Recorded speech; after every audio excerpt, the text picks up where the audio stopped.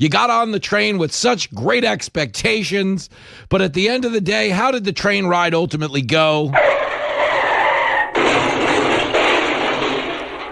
No sugarcoating it, man. No sugarcoating it. We voted for this. We said Doge, Department of Government Efficiency.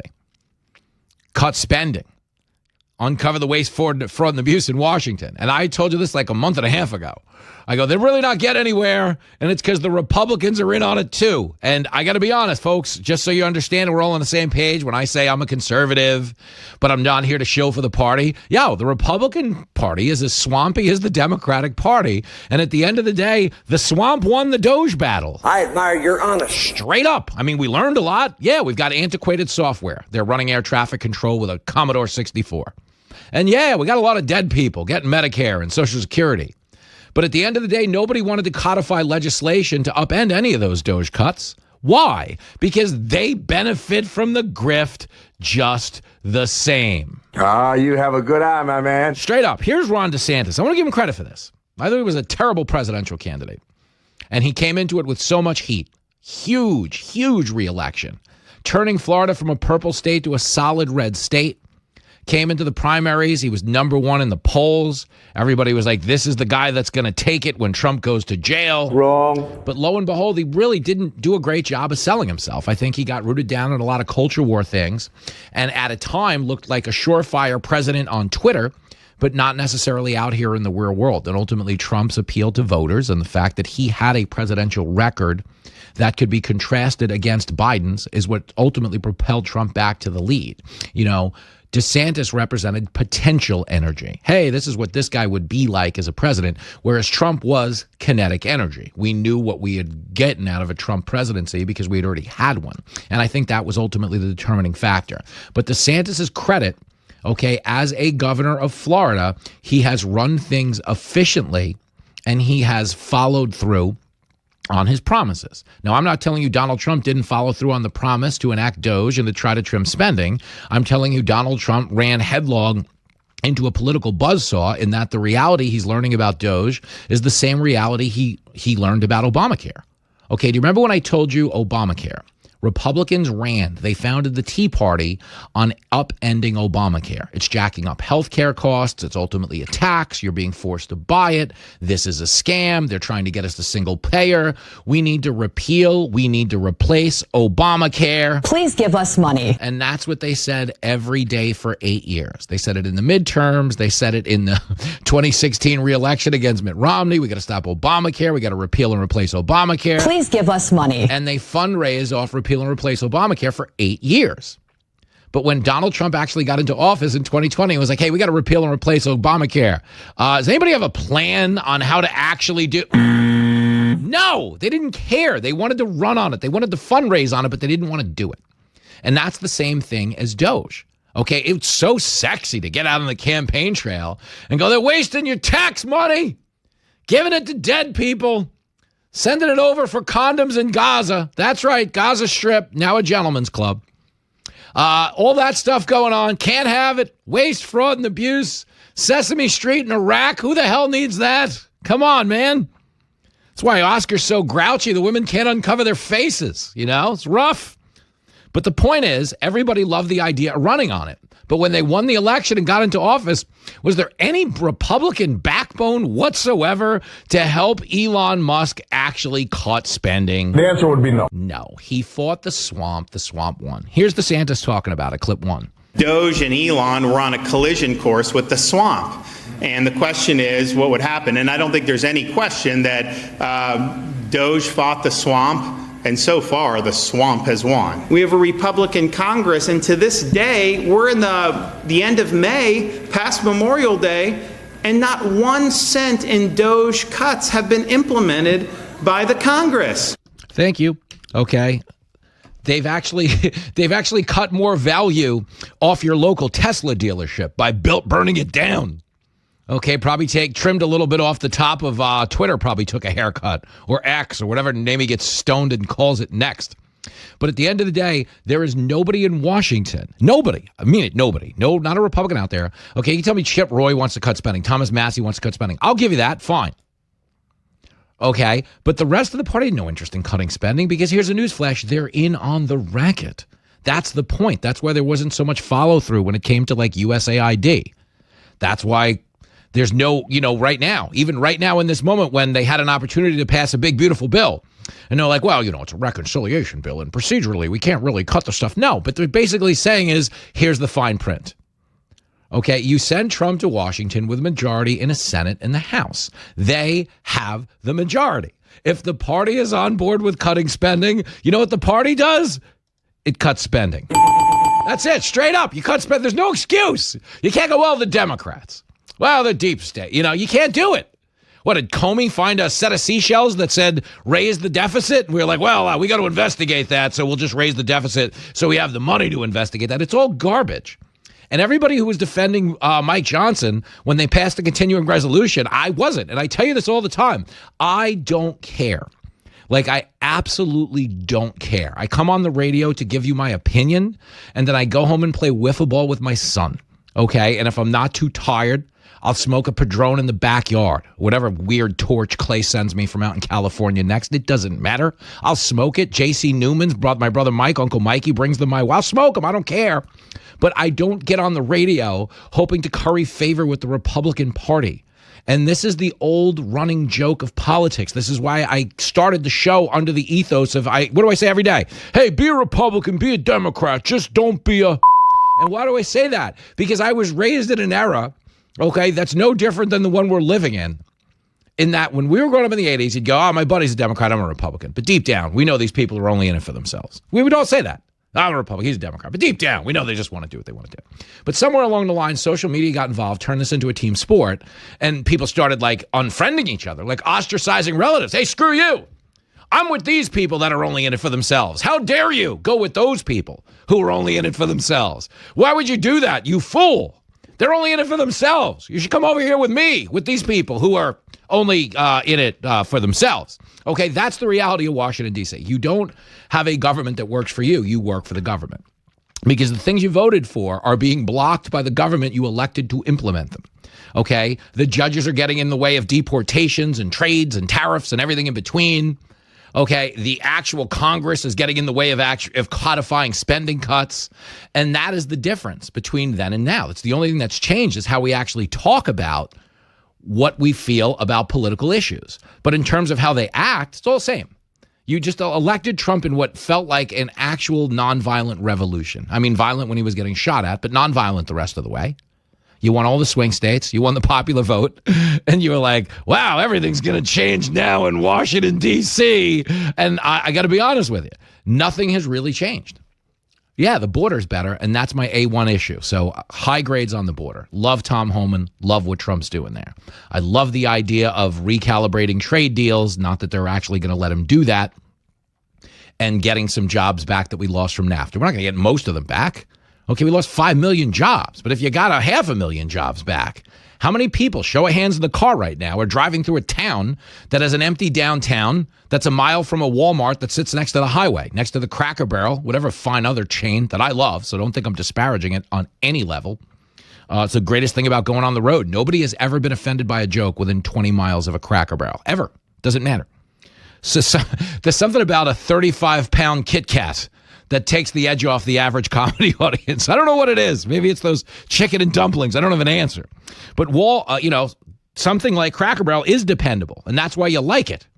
But what we know from Washington is it's dependably corrupt, and that's the end result of Doge, him leaving Doge. Everything they said they were going to do. And I remember this. When Trump got inaugurated, inaugural week, me and Brian Brenberg went on America's Newsroom. This is back when they had standards of who they booked on that show. Now they throw on like Philadelphia radio. They don't care. Okay, the show's not even trying. Stop it. But the point is, we went on that day, and Bill Hemmer was like, well, it's a pretty ambitious agenda. They want to cut $2 trillion from Doge. You guys think they could cut $2 trillion? And I was like, I love the idea of them trying, but I don't think they're going to get it done. Well, let the record show, okay? $2 trillion. If you were to look at this as a road trip, it's like you're driving across the entire country. You're going from New York to California. Okay, as it pertains to Doge, The car made it to about the Delaware Water Gap in Pennsylvania before everything went sideways. Why, Jimmy? Why? Not because Elon Musk didn't want to do his job, not because his engineers didn't selflessly sacrifice and work for free. It's the richest guy in the world. Okay, he's running major companies. He's launching rockets into space. His job title is a euphemism for intelligence. Well, you don't have to be a rocket scientist to figure this out, and you didn't have to be. But we got a rocket scientist working for free. We got an overwhelming mandate from the people to cut spending. And at the end of the day, nothing happened because the message out of Washington is you work for us. Send us your tax dollars. We'll figure out what to do with them. And if anybody tries to get in the way of that, good luck building back your car dealerships because we're going to burn them down too. What can I tell you, kid? You're right. When you're right, you're right. You're right. Man, you thought flying was intense during the COVID days. Put your mask on. Don't put your mask. You can't board if you're not vaccinated. Tempers were definitely flaring during the COVID era of commercial air travel, but nothing like today where actual presidents are getting punched in the face trying to dismount. There's a woman who has a fantastic column about it in the Daily Mail. And she is here to discuss it now. The K train rolling back into the station. Hey, girl. Choo choo, Jim. I click on the Daily Mail today. You know, as Mikey does. Mikey reads the Daily Mail religiously because the porn videos don't upload right away at work. But I actually do it in the morning. I know, Mikey. Sorry, buddy. Yeah, when I'm actually reading, I'll go over to the Daily Mail. I saw your column and just started laughing because I'm obsessed with this story. Yeah. She definitely punched him in the face. Absolutely. Okay. That was not a tickle. That was not horseplay. That was not joking. Now, and let me one other thing, okay? And I was sharing this with the audience earlier, and I believe this to be true. If you are the first lady of a country, and you're flying on their equivalent of Air Force One, you're landing in a foreign country, the door is open. They're waiting for you to come out, and you punch the guy in the face? Yeah. That is absolutely not the first time you've punched him in the face. No. Bazillion % no. Yeah, and you want the world to know that you double palm, face shoved him arm bar to the point where, you know, he looks like a pretty sturdy guy. Yeah. His head snaps back. Yep. And then he kind of balls up his fist because he wants to punch her in her little golden girl mouth. But yeah. He said can't do that with the global press waiting for him on the They're tarmac. all waiting, Macron. Click, click, click, click, click, click. You can't use words like people kind if you want to punch back with your wife, palms your face. Yeah. Setting back French stereotypes a good 200 years about their army. And it was funny because he gave, it's not funny, but he gave a speech in 2017 when he became president talking about France's shame is domestic violence. And France cannot be a country where women live in fear. And it's like, yeah, the men might live in fear though. Yeah, that sounds like the homophobe who heads down to the village at the end of the night and rounds up a couple of sailors and not to beat them up. No, just to teach them a lesson about how you really kiss another man. I'll show them. I'll show you. I'm going to take you dancing. Yeah. You don't have to take this. But Brigitte's mad about something. Yo. And one can only imagine what that is. One can only imagine what makes a woman so mad.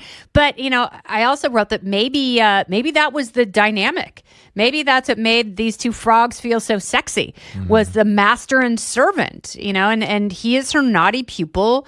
And he also has mommy issues. Mommy issues. She was a teacher with 3 kids at the time. He was and a husband attending the school. Yes, was you there? He was also a classmate of one of her children. Really? Her daughter Laurence. We're talking about Brigitte Macron, heretofore to be referenced as Jill Belichick, based on the age differential. That's really funny. She's 73. He's 47. So it's right, or 72 and 47. Yeah, so right there in that 25-year intro. And that was probably the power dynamic. Yes. Is, you know, he'd turn in his homework late and get spanked. Because you see it on a guy like that. Yeah. He walks around with a little shame like he knows what he's doing. Don't you see it on his face a little bit? But she was the creeper. She was the groomer, the predator. No question. And so, but what's really interesting is, you know, a lot of French Gen Zers are now looking at this going, that's how they met? Yeah. Because they know, like, younger people today have been conditioned that those relationships are inappropriate. And that's why you're seeing so many female teachers get busted for sexual assault, because they're propositioning their young, you know, impressionable students. And, you know, when the Mary Kay Letourneau scandal broke in the 90s, even Bill Maher, there's a very famous clip. I was on Bill Maher's Politically Incorrect, and I'm like, this is gross. And he was like, there's no such thing as a woman raping a man. And it's like, there's something really disgusting about that. But now it's like kids know that that's wrong. They are vulnerable. They're vulnerable to predators. Grooming is a very real thing. And there are young French people going, that's actually kind of gross. Yeah, like our norms have changed. Well, it's true because no one talks about that dynamic with them. It took this type of beating to bring attention to it. Yeah. And obviously something is going on there. Yeah. Oh, yeah. And for him to try and downplay it like that, it's like, oh, are you an abused spouse? Yeah, exactly. We were horsing around. Yeah. Yeah, no. Is that the kind of thing that Cassie said when she would show up with the Diddy party? A black lip and a cut on her leg and have to have plastic surgery over her eyebrow in order to go on TV the next day? If you're following Kennedy's in studio, P. Diddy apparently went to Kid Cudi's house and blew up his car. After promising Cassie that he was going to do that. Yeah. Because Diddy and Cassie had an on-again, off-again relationship, and when they were off, Kid Cudi is cute. Yeah. And Cassie's beautiful, and Diddy is terrifying and a perv with a Tootsie Roll. So Cassie and Kid Cudi were seeing each other, and Diddy told her, allegedly, I'm going to kill you both, and I'm going to blow up his car. Mm-hmm. And made good on part of that promise. Went 1 for 2. Yeah. And I do believe he locked the dog in the bathroom. I read that. I know, and people get upset about that, but my dog would just drink the toilet. A little woofing. Yeah. Bixby'd have a sip and probably just chill out. Yeah. But I'm not happy. But we are talking about Lemmy would just find a way to eat underwear and then pass out on a towel. A couple of socks. He eats something he shouldn't. What's this? A cap of an Ajax bottle? I think I'll digest this. Is this a Preparation H suppository? Oh, love to eat this and go to the vet and cost you $3,500. Something about it. No conversation about abuse would be complete without Our Lady Jill Biden. So circle back to her for a minute for me. My theory is now concrete. Okay, everything in the Jake Tapper book is not a revelation to people who are reporting this honestly the last 4 years. Mm-hmm. But me and you have kind of gone back and forth on, and I know you've written about this too. I think she felt entitled to be first lady. Yes. After a lot of years of being a bridesmaid in Washington. She watched everyone around her grift illegally, and she was like, I'm staying the straight and narrow. Yeah. And, she was like Mitch McConnell, who wouldn't allow a vote on Merrick Garland. Yeah. And, really bet the farm that Trump was going to be president when everyone said it's not going to happen. Yep. She did the same thing with her husband. And she's like, and if he becomes president, I'm getting all the stuff and I'm running the show. Yep. And he's never leaving. They're like, what if he has prostate? Nope. What if he has dementia? Even better. And that was honestly the appeal. Everything. Now, when we were saying this 2 years ago, 4 years ago, it was a degree of speculation.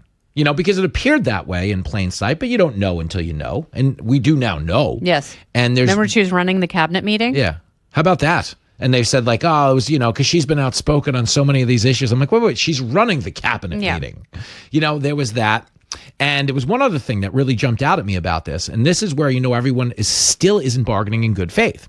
Is everybody who is now sitting down with Jake Tapper and go, hey, it was nuts. We should have known. They are agreeing, in principle that he was nuts. Okay. Mm-hmm. So if we had agreed on that, where is the outcry for everything he signed, everything he auto-penned, and every pardon that was probably sold? Yeah. Like if you're Jake Tapper and you mean it, like we got to get to the bottom of this thing. Why have we stopped digging?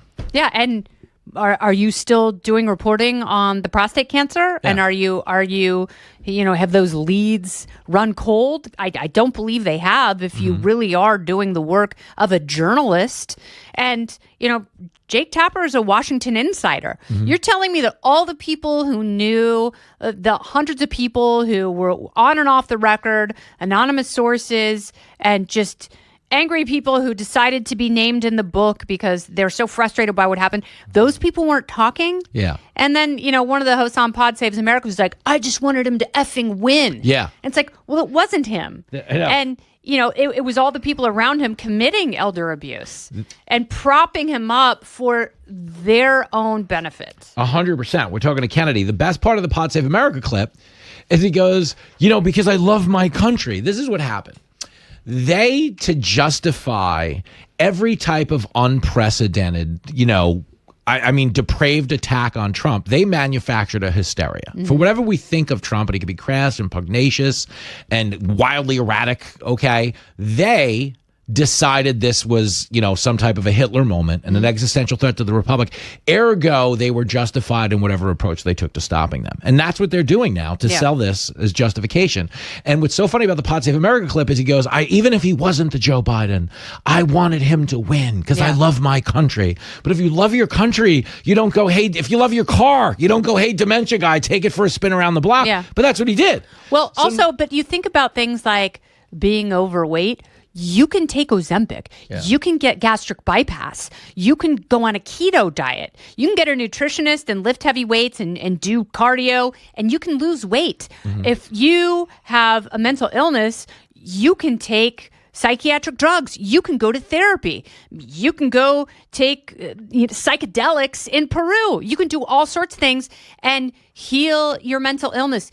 You cannot unage. That is one of the things you cannot do. So looking at this, he was never going to go to fat camp. He was never going to go to dementia camp. It was only going to get worse. How much worse were they going to let it get? Knowing that Kamala was incapable of running the country, we know that because voters who were very much on the fence voted against her because they knew she couldn't run the country. That's what's so fascinating about it. We're talking to Kennedy.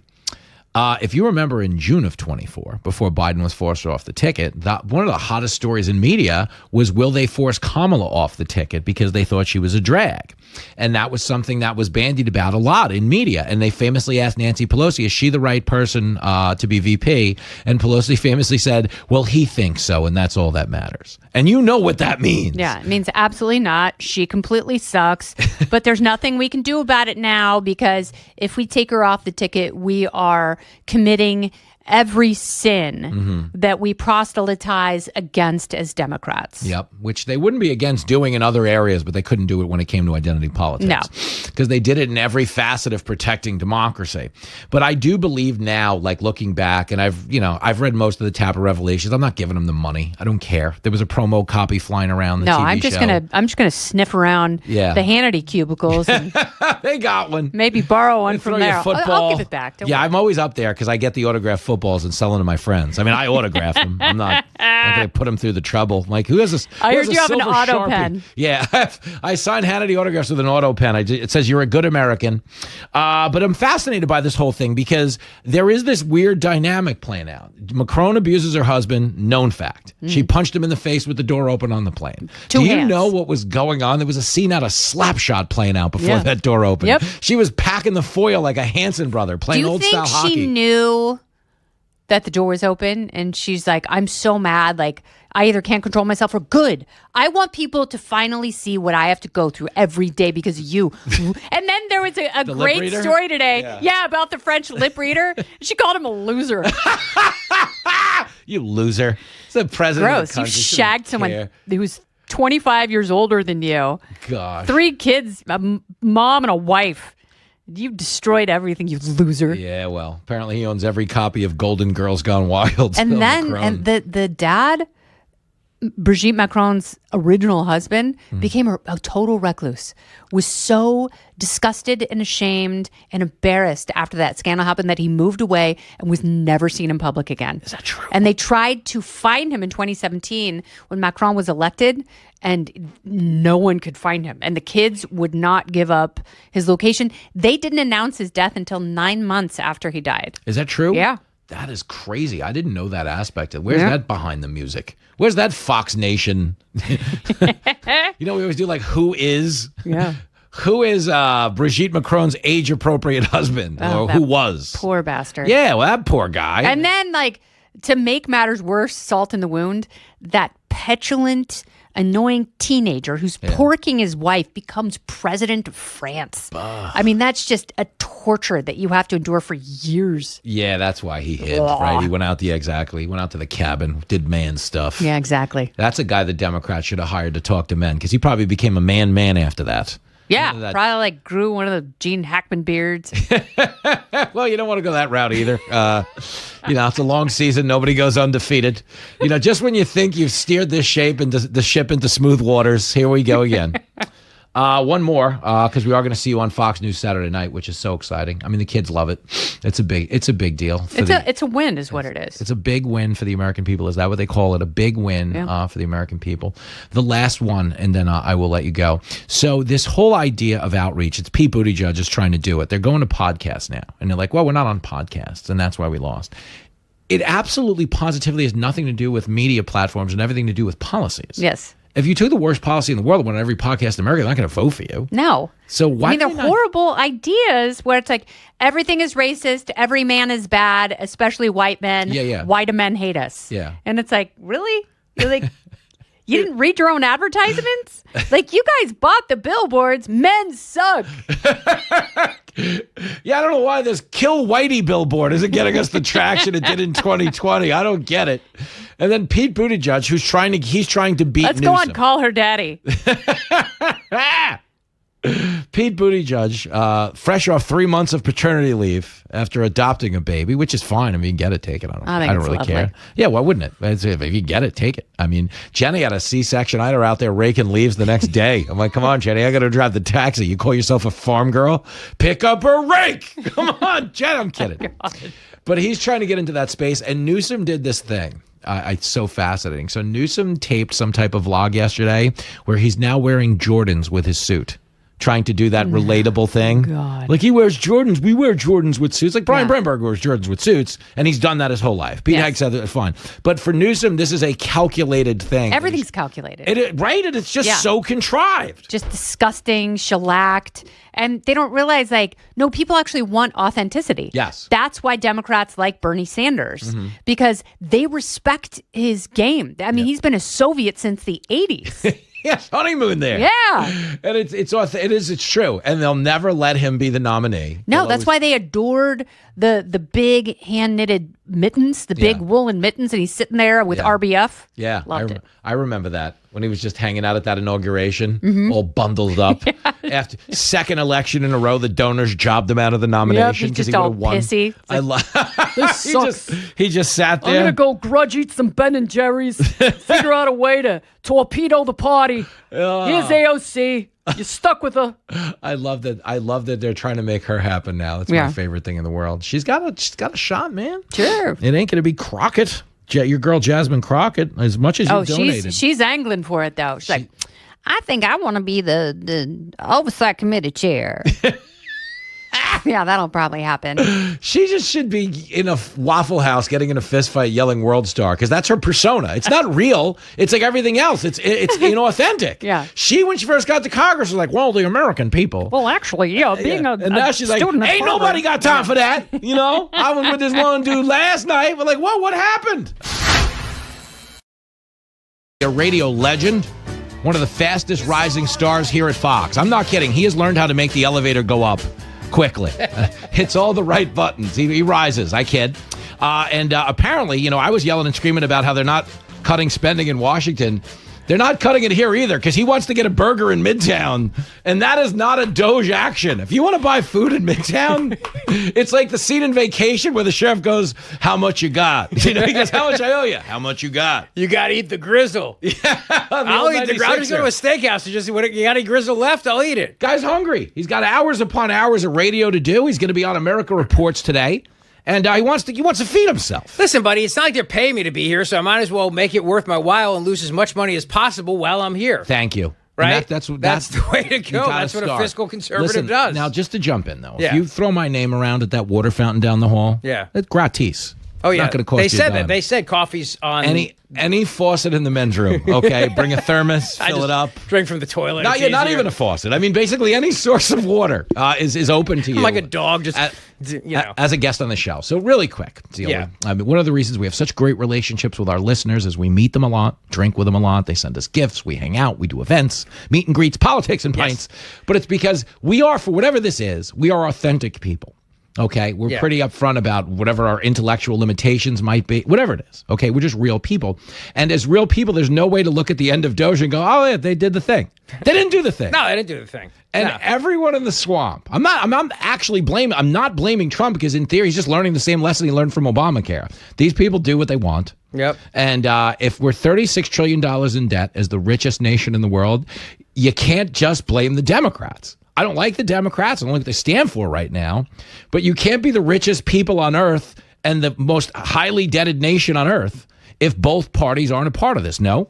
No, I mean, Doge, it's like they looked at the models in the magazine, but they had no chance of ever actually bringing them home or meeting them. They just talked about it. Like, look at how beautiful that would be if we had that, huh? But they had no chance of getting it, and they were never going to cut this stuff. No. And I love it. They're like, all these Doge cuts. Yes. Let's make it law. No. What? That's exactly what they did. If you zoom in on some of those videos, you'll see Mike Johnson dumping gasoline on a Tesla. He's burning down the dealerships. Oh, the people are really upset about this. Isn't he the freak with the electric car? Get rid of that guy. I don't like that guy. And nobody wants cut spending. Okay, if you're listening with kids, I know a lot of people write in and go, Jimmy, you have your son on. I listen with my son, whatever. Okay, this is an adult moment. Yeah. Chris Rock, I'm just giving you a heads up to the people listening with kids. Chris Rock used to do a bit called There's No Sex in the Champagne Room. Right. Okay, now clearly he didn't hang out at some of the sketchier Times Square joints around here, where the good news is there was sex in the champagne room. The bad news is the person having it with you did have an Adam's apple. Yeah, wow, she's got big hands. Is that Dikembe Mutombo? I thought he was no longer with us. Look at the size of the mitts on her, using air quotes. So anyway, Chris Rock did a bit about how there's no sex in the champagne room, and he would say, no matter what a stripper tells you, there is no sex. Like, she's telling you that to get you to go back there and pay the house fee and pay her an extra $80 a dance, but you're not going to do the things she tells you you're going to do. Right. Okay? No sex in the champagne room is the equivalent of there are no spending cuts in Washington. Yeah. No matter what this stripper in a tie that was elected to Congress tells you, they're not cutting money. It's not happening. Because, to bring it back to what we talked about earlier, it's the steakhouse issue. Yep. They're going to steakhouses, buddy, and they're eating $40 Wagyu burgers as an appetizer, the little sliders, and somebody's paying for it, and it's a lobbyist tied to big money, and then turn around and go, so you're not really going to cut that thing that you gave the speech about, are you? The guy's like, oh, pass me some of those hors d'oeuvres over there. Let's talk about this. Another bottle of wine, sir? These saber-toothed tiger sliders were caught in the wild by an archaeologist in Broad here. American wine? Hell no. Let's get the import. And they're like, man, it really would suck to have to do this next week at White Castle because the budget was trimmed in Washington, wouldn't it? And they're like, okay, I know what to do. And they go back there. Guys, and the reason I make this point is I say, like, you're going to go to that champagne room for a myriad of reasons. Yes. Don't go because you think she'd have sex with you. Okay, you're going to vote for politicians for a myriad of reasons. Don't vote because you think they're going to cut spending. They're not going to cut spending. Yeah. The swamp is the most expensive part in America, like literally. And that whole area, Montgomery County, Maryland, and Virginia, and richest people, it makes Beverly Hills look like a slum. Well, actually, Beverly Hills makes Beverly Hills look like a slum these days. I mean, Oh, right. But and who are they? It's the people that make money off the swamp, and they have found a way to get around every politician who actually wants to stand in their way. And they've now even found ways to make them the bad guys. Like if you're Tom Massey or Rand Paul and you actually want to cut spending, you're the problem. Yeah. Right? You're the problem. Get out of the way. Who's this loser rhino? Yeah. It all comes raining This down. rhino that wants to rein in the deficit and balance the budget. What's wrong with this guy? Let me give you the biggest problem, and this is Elon Musk kind of saved the country by buying Twitter. But at the same time, Twitter really is the public square now. And because you're not going to attain any capital by criticizing the Republican Party on Twitter, nobody wants to call BS on what just happened because you're not going to get the likes. You're not going to get the digital dopamine. So Twitter, kind of like the like button becomes the compass. Because if everybody's in a race to mount click more, like we're on legitimate broadcast outlets, so we can grow our shows on the air. But most of what's out there is tasked with growing it on Twitter. And they can't be as honest as we can, even though they're on his app, because their followers aren't going to go, yeah, it's the Republicans too. They just want to hear, why did the Democrats screw us today? And I'm sure there's a million reasons. Well, that's the thing. I mean, they keep giving reasons for guys like people on Twitter to just turn the conversation around because a judge will jump in and block something like they did last night. And so everybody said they're out to get Trump and they're out to get Trump again. And so you don't talk about the fact that you literally have Ron Johnson, the senator, going, this is a bad bill. Yeah. Because they can distract everybody by going, well, that judge did something worse. Yeah. Fair enough. It doesn't change the fact it's still a bad bill. Yeah, you can't get away from the other thing. Rich Zeoli's in studio, and Ron Johnson said, you can't defeat the swamp by funding it. Yeah. Yeah. We're doing. It's like, why are we still funding the deep state after all of this? I mean, this is Biden level spending we're doing here. Yeah, it was a continuing resolution. And what were we told? Because I want to go back. Dan Bongino's a buddy. He was on Fox and Friends today. We worked together here at Fox. I remember when they passed a continuing resolution. I'm just, not to give Dan a hard time. But at the time, he and a lot of Republicans were going, well, anybody criticizing Johnson for the continuing resolution, which is more Biden funding levels, doesn't understand how thin the margins are and how you actually have to do this in the summer through legislation. Yeah. That's the time to pounce. Well, the pouncing's here, and nobody's pouncing is the point. We're in pouncing season, and I don't see any pouncing. Yeah. I'm looking at you people. I see no pouncing. A whole lot of pouncing going on. Nope. You gave me great advice. You gave me a ton of great advice, and the truth is I would not be here without you. That is absolutely the truth. And you are my radio mentor, my spirit animal, my buddy. But these are all true. But the best advice you ever gave me was don't eat too much salt before you have to do a TV hit because you'll look bloated. Yeah. You realize the fight right now is over something called SALT, the state and local tax deduction? Because all these bloated Republicans are trying to bloat this SALT deduction for all their bloated constituents who are like, wait a minute, I make $500,000 a year and I can only deduct $40,000 of my local taxes? That's outrageous. How can I live like this? And the rest of America's going, are you freaking kidding me right now? I make $40,000 a year. It's my favorite thing in the world. So state and local taxes, folks, were essentially capped under the last Trump tax cuts at like 10 grand. Yeah, it was like 10 you grand. deduct the first 10 grand. If you live in one of those houses in Bel Air where your property tax is $400,000, I mean, the good news is the rich. The bad news is there's no water if a fire breaks out for some reason. We don't know why. Right. But we can get a lesbian over there in a day and a half in a fireman costume. She won't have any water in the hydrant. But congratulations. I met her in the champagne room. You live in the most heavily taxed state in the region. Yep. But they're not, and that's the point. This thing got held up because rich people want to deduct the full amount of their taxes. And it's such a racket. And the idea, and I give Johnson credit for this, the idea, like guys like Chip Roy want to cut spending. Okay, the way they justify going along with this is they go, well, we did beef up the border. Well, we do need an Iron Dome.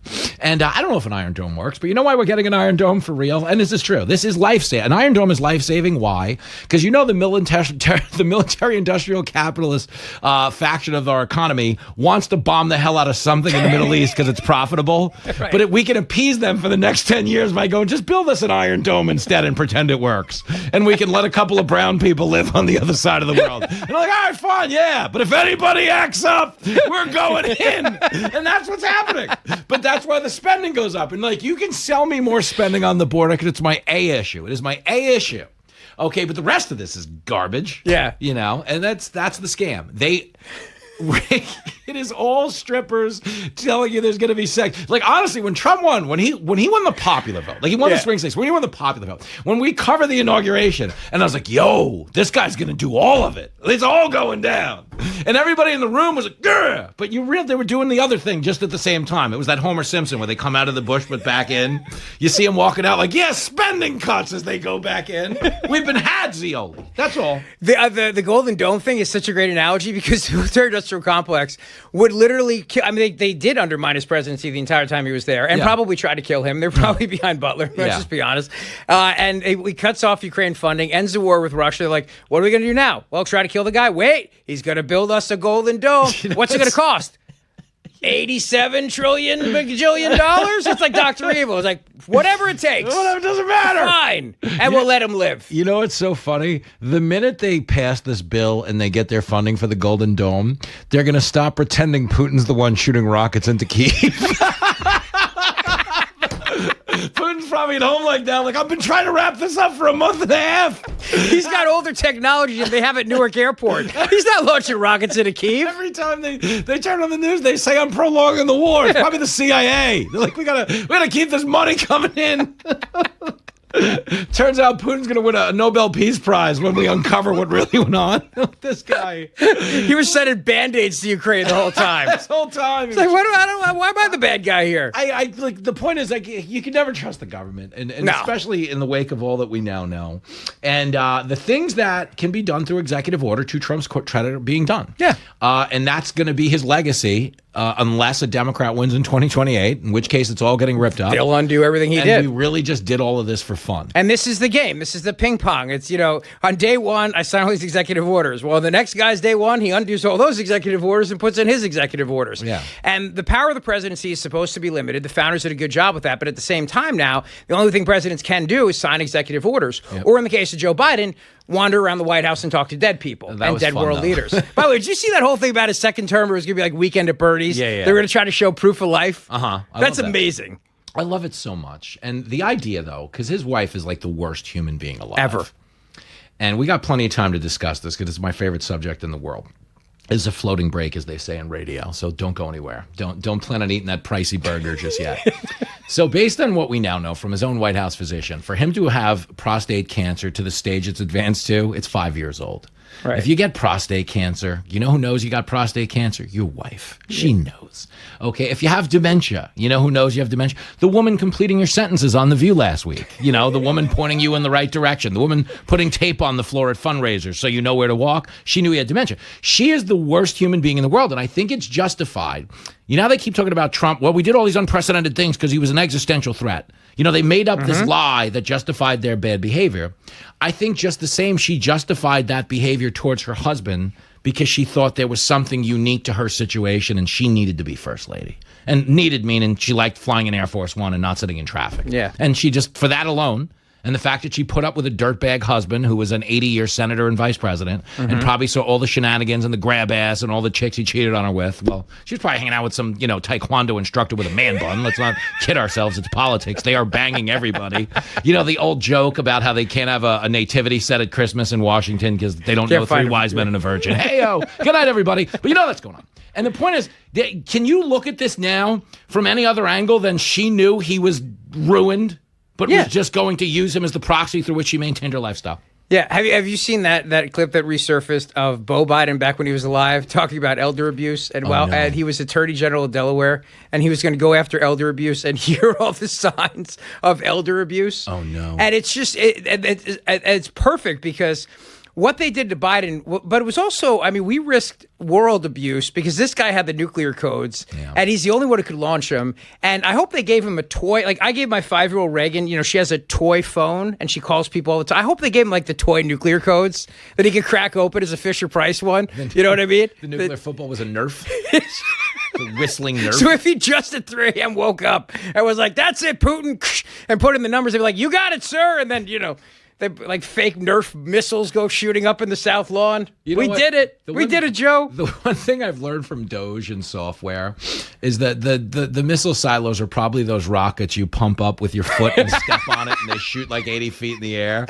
Like, dude, it ain't good what we found out about the software and the storage is still in the mine and it's just nothing changed. Do you remember when they were going to go to the fort to see the gold? We're going to go to Fort Knox? Yeah. That didn't happen either. Yeah. You want to know why? Because somebody was like, it's you can't go. It's national security. The gold's not there.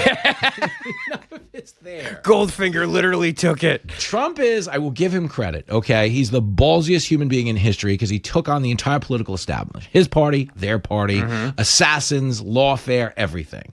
And to the extent that he can, he's enacting an agenda through executive power, okay? And he deserves all the credit in the world for that.